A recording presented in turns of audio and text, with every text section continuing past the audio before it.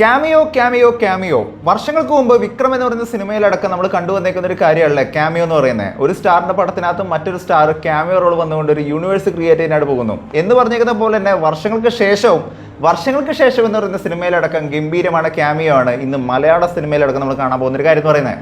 കേരളത്തിലെ ഏറ്റവും കൂടുതൽ ഫാൻ ബേസ് ഉള്ള തമിഴ് നടൻ ആരെന്നുള്ളൊരു ചോദ്യം ഞാൻ ചോദിക്കുന്നില്ല. കാരണം വിജയാണോ സൂര്യയാണോ എന്നുള്ളൊരു ക്ലാഷ് അന്നും ഇന്നും ഫാൻസുകാരുടെ ഇടയിലൊരു ചർച്ച തന്നെയാണ്. പക്ഷേ കേരളത്തിൽ ഈ രണ്ട് സിനിമകൾ വരുന്ന സമയത്ത് നിങ്ങൾ ഏത് സിനിമയായിരിക്കും കാണാനായിട്ട് പോവുക എന്നുള്ളൊരു കാര്യം നിങ്ങൾ താഴെ നിന്ന് കമന്റ് ചെയ്യണം. കാരണം വിജയുടെ തന്നെ കരിയറിലെ one of the biggest cinema എന്ന് പറയുന്ന got, greatest of all time എന്ന് പറയുന്ന തലപതി 68 എന്ന് പറയുന്ന സിനിമയും, മറ്റൊരു സൈഡിൽ കങ്കുവ എന്ന് പറയുന്ന സൂര്യയുടെ കരിയറിലെ തന്നെ ഏറ്റവും വലിയ ബിഗ്ഗസ്റ്റ് ക്യാൻവാസി വന്നേക്കുന്ന ഒരു സിനിമ കൂടി വരുന്ന സമയത്ത് സൂര്യ ആൻഡ് വിജയ് എന്ന് പറയുന്ന രണ്ട് പേരുടെ സിനിമയ്ക്കകത്ത് വരാൻ പോകുന്നത് ഗംഭീരமான ക്യാമിയോകളാണ്. അതിനെക്കുറിച്ചാണ് നമ്മളൊന്ന് അപ്ഡേറ്റ് ചെയ്യാനായിട്ട് പോകുന്നത്.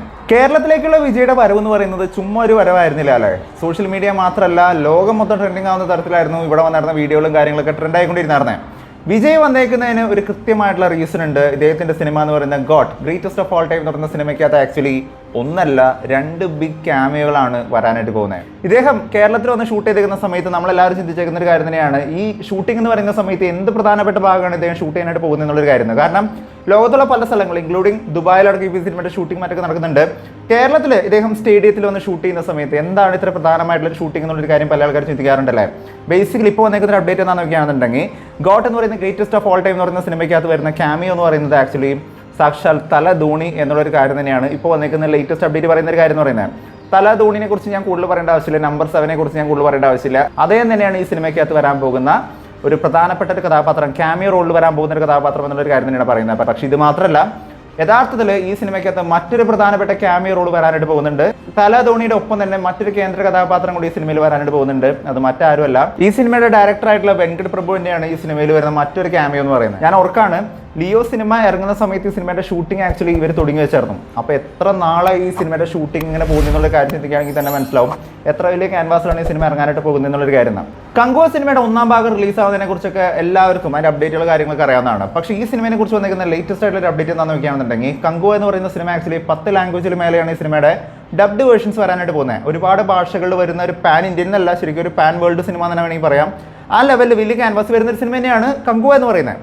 ഈ സിനിമയുടെ ഡബ്ബിംഗ് ആക്ച്വലി അടുത്ത 10 ദിവസത്തിനുള്ളിൽ കഴിയുമെന്നും അതിനുശേഷം ഒരു ഇമ്പോർട്ടന്റ് ആയിട്ടുള്ള അപ്ഡേറ്റ് വരുന്നുണ്ടെന്നുള്ള കാര്യങ്ങളാണ് ഇപ്പോൾ ലേറ്റസ്റ്റ് ആയിട്ട് വരുന്ന സോഴ്സസുകൾ പറയുന്ന ഒരു കാര്യം എന്ന് പറയുന്നത്.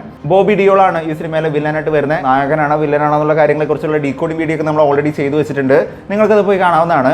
പക്ഷേ ഈ സിനിമയുടെ സെക്കൻഡ് പാർട്ട് എന്ന് പറയുന്നത് 2ാം ഭാഗം വരാനായിട്ട് പോകുന്നുണ്ടെന്നുള്ളതിന്റെ ഒരു ഇൻഡിക്കേഷൻ ആണ് ഇപ്പോൾ നിലവിൽ വന്നേക്കുന്നത്.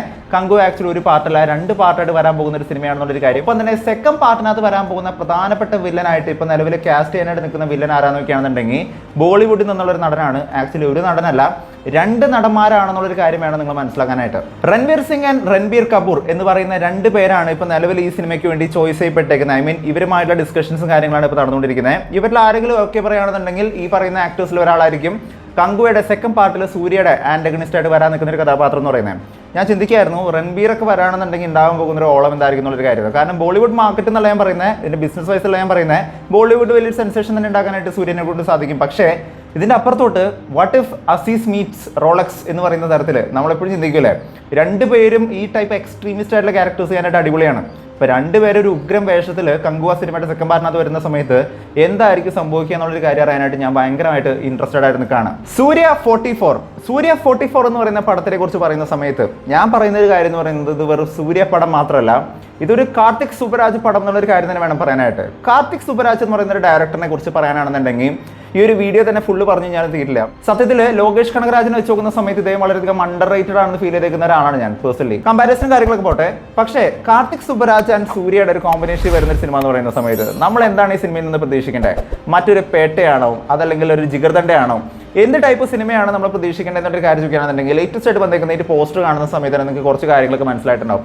ലേറ്റസ്റ്റ് ആയിട്ട് വന്നേക്കുന്ന സൂര്യയുടെ ഒരു പോസ്റ്റർ കാണുന്ന സമയത്ത് തന്നെ ഞാൻ ആദ്യം തന്നെ ശ്രദ്ധിച്ചൊരു കാര്യം എന്താ നോക്കുകയാണെന്നുണ്ടെങ്കിൽ ഈ പോസ്റ്റർ സെറ്റ് ചെയ്തേക്കുന്ന ഒരു മോഡാണ്. ഐ മീൻ ഒരു പ്രത്യേക ഒരു അന്തരീക്ഷമാണ് നമുക്ക് കാണാൻ പറ്റുന്നില്ലേ, മൊത്തം ഒരു ഫയറി അന്തരീക്ഷമാണ് നമുക്ക് കാണാൻ വരുന്നത്.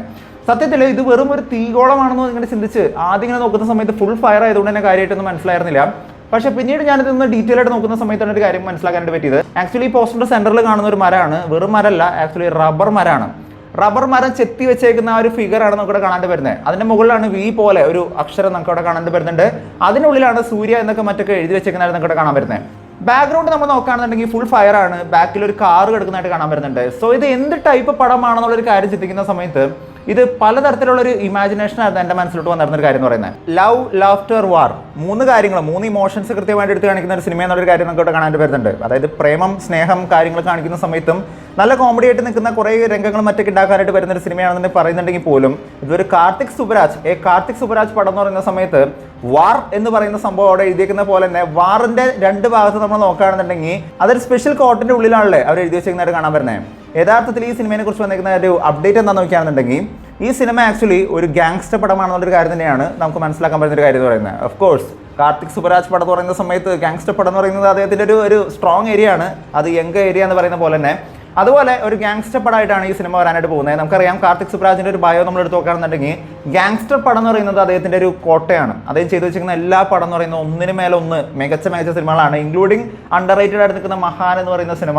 അണ്ടർ റേറ്റഡ് എന്ന് ഞാൻ വീണ്ടും പറയും, കാരണം ആ പടമൊക്കെ തിയേറ്ററിൽ ഇന്ന് ഇറങ്ങിയെന്നുണ്ടെങ്കിൽ ഒരു പക്ഷേ OTT മാറ്റി പിടിച്ചിട്ട് തിയേറ്ററിൽ വന്നുണ്ടെങ്കിൽ കോവിഡ് കാരണമൊക്കെ ആയിരുന്നു ആ സിനിമ മാറ്റി വെച്ചായിരുന്നു. പക്ഷേ ഒരു ഗംഭീരമായുള്ള പടം തന്നെയായിരുന്നു. ആക്ച്വലി മറ്റേത് പടത്തിനെ വെച്ച് കമ്പയർ ചെയ്യുന്ന സമയത്തും മഹാൻ എന്ന് പറയുന്ന ഒരു സ്റ്റാൻഡേർഡ് പടം തന്നെയായിരുന്നു. എനിവേസ് ഈ സിനിമ എന്ന് പറയുന്നത് സൂര്യയുടെ ഒപ്പമുള്ള ഒരു കോമ്പിനേഷൻ എന്ന് പറയുന്നത് ഒരു ഗാങ്സ്റ്റർ പടമാണെന്നുള്ളൊരു കാര്യം തന്നെയാണ് നമുക്ക് മനസ്സിലാക്കാൻ പറ്റുന്ന ഒരു കാര്യം എന്ന് പറയുന്നത്. ആക്ച്വലി തലപതി 69 എന്ന് പറയുന്ന തലപതിയുടെ അവസാനത്തെ സിനിമ എന്ന് പറയുന്ന സിനിമ ആക്ച്വലി കാർത്തിക് സുബരാജിൻ്റെ ഒപ്പമായിരിക്കും എന്നുള്ള കാര്യങ്ങളൊക്കെ ആയിരുന്നു റീസെൻ്റ് ആയിട്ട് വന്നിരുന്ന ഒരു അപ്ഡേറ്റ് എന്ന് പറയുന്നത്. പക്ഷേ പിന്നീട് നമുക്ക് കൺഫേം ആയിട്ടുണ്ട് ഇപ്പോൾ H വിനോദിൻ്റെ കൂടെയാണ് തലപതി 69 ചെയ്യാനായിട്ട് പോകുന്നത് എന്നുള്ള കാര്യം. പക്ഷേ കാർത്തിക് സുബരാജ് അന്ന് തലപതി വിജയോട് അന്ന് നറേറ്റ് ചെയ്തിരുന്ന അതേ സ്റ്റോറി തന്നെയാണോ ഇന്ന് ഈ ചെയ്യാനായിട്ട് നിൽക്കുന്ന സൂര്യയോടൊപ്പം കൊലാബറേറ്റ് ചെയ്യാനായിട്ട് നിൽക്കുന്ന ഈ ഒരു സിനിമ എന്നുള്ള കാര്യങ്ങൾ പല ആൾക്കാരും പറയുന്നുണ്ടായിരുന്നു.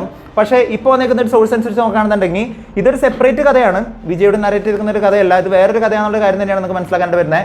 ഓൾമോസ്റ്റ് 2 years ആയിട്ട് ഈ ഒരു കഥ മുമ്പേ തന്നെ അദ്ദേഹം പ്ലാൻ ചെയ്ത് വെച്ചിരുന്ന ഒരു കഥ തന്നെയായിരുന്നു. അതിൻ്റെ ഒരു സിമിലാരിറ്റി എന്ന് നോക്കുകയാണെന്നുണ്ടെങ്കിൽ ഈ 2 കഥകൾ എന്ന് പറയുന്ന ഒരു ഗാങ്സ്റ്റർ കഥ തന്നെയായിരുന്നു എന്നുള്ള കാര്യം തന്നെയാണ്. അതുകൊണ്ടാണ് പല ആൾക്കാർക്ക് കൺഫ്യൂഷൻ വന്നത്. പക്ഷേ തലപതി 69 ഒരു കഥയല്ല, നേരെ മറിച്ച് ഇതൊരു ഡിഫറൻറ്റ് കഥയാണ്, പക്ഷേ ഒരു ഗാങ്സ്റ്റർ കഥയാണെന്നുള്ള കാര്യം തന്നെയാണ് നമുക്ക് ഈ പോസ്റ്ററിൽ നിന്ന് മനസ്സിലാക്കാൻ പറ്റുന്ന ഒരു കാര്യം എന്ന് പറയുന്നത്. ഒരുപക്ഷേ ഈ സിനിമയുടെ നെയിം സ്റ്റാർട്ട് ചെയ്യുന്നത് V വെച്ചിട്ടായിരിക്കും എന്നുള്ള കാര്യങ്ങൾ പോലും പറയാൻ പറ്റില്ല. കാരണം ഈ ഒരു റബ്ബർ തടിമ അങ്ങനെ കുത്തി വെച്ചേക്കുന്ന ഒരു വാക്ക് കാണുന്ന സമയത്ത് V പോലെ ഒരു ഷേപ്പ് കാണാനായിട്ട് സാധിച്ചായിരുന്നു. സോ V വെച്ചിട്ടായിരിക്കും ഇതിന്റെ ടൈറ്റിൽ വരാനുള്ള കാര്യങ്ങൾ അറിയില്ല. ഇനിവേസ് നമുക്ക് എന്തായാലും കാത്തിരുന്ന് കാണാം എന്താണ് സംഭവിക്കാൻ പോകുന്നതെന്ന്. വിനീത് ശ്രീനിവാസന്റെ ഡയറക്ഷനിൽ പ്രണവ് മോഹൻലാൽ, ധ്യാൻ ശ്രീനിവാസൻ, ബേസിൽ ജോസഫ് എന്നിങ്ങനെയുള്ള കുറച്ച് താരങ്ങൾ കൂടി വരുന്ന ഒരു സിനിമയാണ് വർഷങ്ങൾക്ക് ശേഷം എന്ന് പറയുന്ന ഒരു സിനിമ എന്ന് പറയുന്നത്. നമ്മൾ ഇന്റർവ്യൂകളും മറ്റൊക്കെ ഇവരുടെ പരിപാടികളും പ്രൊമോഷൻ സ്ട്രാറ്റജി എല്ലാം നമ്മൾ കണ്ടേക്കുന്നതാണ്. ഇവരുടെ സിനിമ വിജയിച്ചാലില്ലെങ്കിൽ ഇവരുടെ പ്രൊമോഷൻസ് പറയുന്നത് ഗംഭീരം തന്നെയാണ്. ഒരൊറ്റ ദിവസം കൊണ്ട് കുറച്ച് ഇന്റർവ്യൂസ് കൊണ്ട് മാത്രം ഈ സിനിമയ്ക്ക് കിട്ടിയിരിക്കുന്ന ഹൈപ്പ് എന്ന് പറയുന്നത് ചില്ലറയൊന്നും അല്ല. കാരണം ഗംഭീരമാണ്, ടിക്കറ്റ് ബുക്കിംഗ് ആണ്. ആവേശം എന്ന് പറയുന്ന സിനിമ സൈഡിൽ നിൽക്കുന്ന സമയത്ത് പോലും ഈ സിനിമയ്ക്ക് ആക്ച്വലി ലഭിച്ചുകൊണ്ടിരിക്കുന്നത്. വർഷങ്ങൾക്ക് ശേഷം എന്ന് പറയുന്ന സിനിമയെ കുറിച്ച് വന്നിരിക്കുന്ന ലേറ്റസ്റ്റ് ആയിട്ടുള്ള അപ്ഡേറ്റ് എന്താണെന്ന് നോക്കുകയാണെന്നുണ്ടെങ്കിൽ ഈ സിനിമയ്ക്കകത്തും ഒരു ഗംഭീരമാണ് ക്യാമിയോ അപ്പിയറൻസ് വരാനായിട്ട് പോകുന്നുണ്ടെന്നുള്ളൊരു കാര്യം തന്നെയാണ്. അത് മറ്റാരുമല്ല, സൂപ്പർ സ്റ്റാർ നിവിൻ പോളി തന്നെയാണ് ഈ സിനിമയ്ക്കകത്ത് തിരിച്ചു വരാനായിട്ട് പോകുന്നത് എന്നുള്ള കാര്യം തന്നെയാണ് നമുക്ക് മനസ്സിലാക്കാൻ പറ്റുന്ന ഒരു കാര്യം എന്ന് പറയുന്നത്. ഇത് മാത്രമല്ല, ഇതിന്റെ കൂടെ തന്നെ മറ്റൊരു നടൻ കൂടി വരുന്നുണ്ടെന്നുള്ള കാര്യങ്ങൾ കൂടി ലേറ്റസ്റ്റ് ആയിട്ടുള്ള റിപ്പോർട്ടുകൾ സജസ്റ്റ് ചെയ്യുന്നുണ്ട്. ഇത് കറക്റ്റ് ആണെന്നുള്ള കാര്യങ്ങൾ അറിയില്ലെങ്കിൽ പോലും ലേറ്റസ്റ്റ് ആയിട്ട് വരുന്ന റിപ്പോർട്ടുകൾ പറയുന്ന ഒരു കാര്യം എന്താണെന്ന് നോക്കുകയാണെന്നുണ്ടെങ്കിൽ ആസിഫ് അലി കൂടി ഈ സിനിമയ്ക്കകത്ത് ക്യാമിയോ റോളിൽ വരാനായിട്ട് പോകുന്നുള്ള കാര്യം തന്നെയാണ്. അതായത് യഥാർത്ഥത്തിൽ പറയുകയാണെന്നുണ്ടെങ്കിൽ പ്രണവ് മോഹൻലാലിന്റെ സിനിമ എന്ന് പറയുന്ന സമയത്തും ബേസിൽ ജോസഫ്, ധ്യാൻ ശ്രീനിവാസും കൂടെ ഈ സിനിമയ്ക്കകത്ത് വരുന്നുണ്ടെങ്കിൽ പോലും യഥാർത്ഥത്തിൽ ഈ സിനിമയ്ക്കകത്ത് വരാൻ പോകുന്ന ക്യാമിയോ എന്ന് പറയുന്നത് ഒന്നല്ല, 2 ക്യാമിയോകളാണ് ഈ സിനിമയിൽ വരാനായിട്ട് പോകുന്നത്. ഒന്ന് നിവിൻ പോളി, മറ്റൊന്ന് ആസിഫ് അലി ആണെന്നുള്ള കാര്യം തന്നെയാണ് ലേറ്റസ്റ്റ് ആയിട്ട് പറയുന്ന റിപ്പോർട്ടുകളിൽ നിങ്ങൾക്ക് മനസ്സിലാക്കാൻ പറ്റുന്ന ഒരു കാര്യം എന്ന് പറയുന്നത്. എനിവേസ് ഏത് സിനിമയാണ് നിങ്ങൾ ഏറ്റവും കൂടുതൽ എക്സൈറ്റഡ് ആയിട്ടിരിക്കുന്ന ഒരു സിനിമ? ഗോട്ടാണോ, കങ്കുവയാണോ, സൂര്യ 44 ആണോ, ഓർ തലൈവർ 171 ആണോ? ഏതാണ് നിങ്ങളുടെ ഫേവറേറ്റ് സിനിമ എന്നുള്ള കാര്യം നിങ്ങൾ സാധാരണ കമന്റ് ചെയ്യുക. വീഡിയോ ഇഷ്ടപ്പെട്ടെങ്കിൽ വീഡിയോ ലൈക്ക് ചെയ്യുക, ചാനൽ ഇഷ്ടപ്പെടുന്നെങ്കിൽ സബ്സ്ക്രൈബ് ചെയ്യുന്ന കാര്യം പിന്തുണച്ചുക. തൊട്ടടുത്തുള്ള ബെലൈക്കൺ കൂടി അമർത്തിക്കുകയാണെന്നുണ്ടെങ്കിൽ ലേറ്റസ്റ്റ് ആയിട്ട് വരുന്ന വീഡിയോയുടെ അപ്ഡേറ്റുകളെല്ലാം കൂടി ലഭിക്കുന്നതായിരിക്കും. വീഡിയോ മാക്സിമം പേരിലോട് ഷെയർ ചെയ്യുക. മറ്റൊരു വീഡിയോ ആയിട്ട് വീണ്ടും വരുന്നവരെ it's been Donald Sebastian signing out. By.